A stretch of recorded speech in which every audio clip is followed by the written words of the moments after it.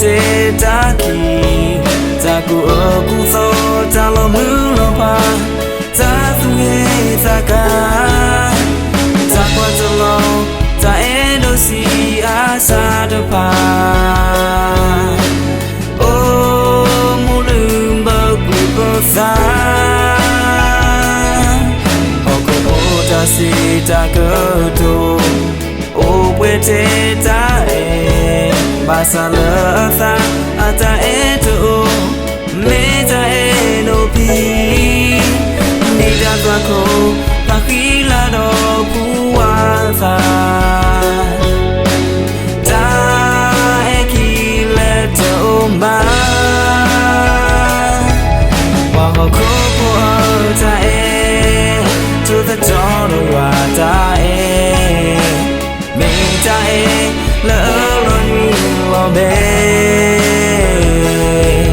Krita ela tu sunya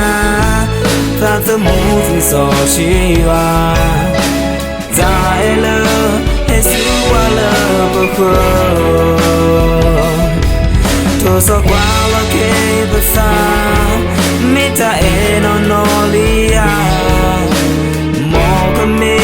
Ta eri krita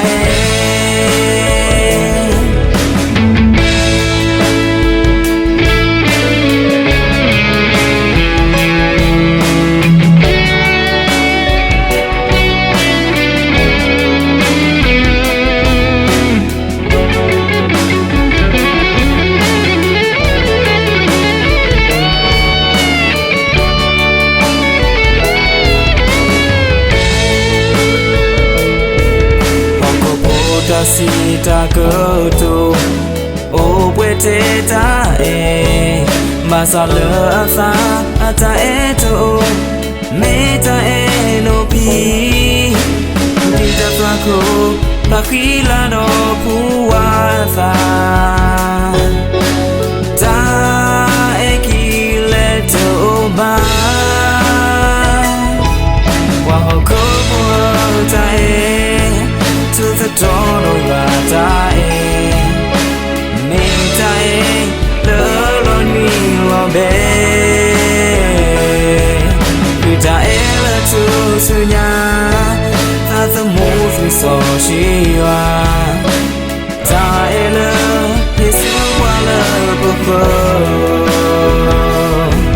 To Sakwa Ke Basa Meta Eno Nolia Ta eri krita Waho kopo ta to the drodo ya ta me ta loloni lobe krita ela tu sunya ta the most we saw shiwa ta ela esu wala boko so kwa ke basa meta eno nolia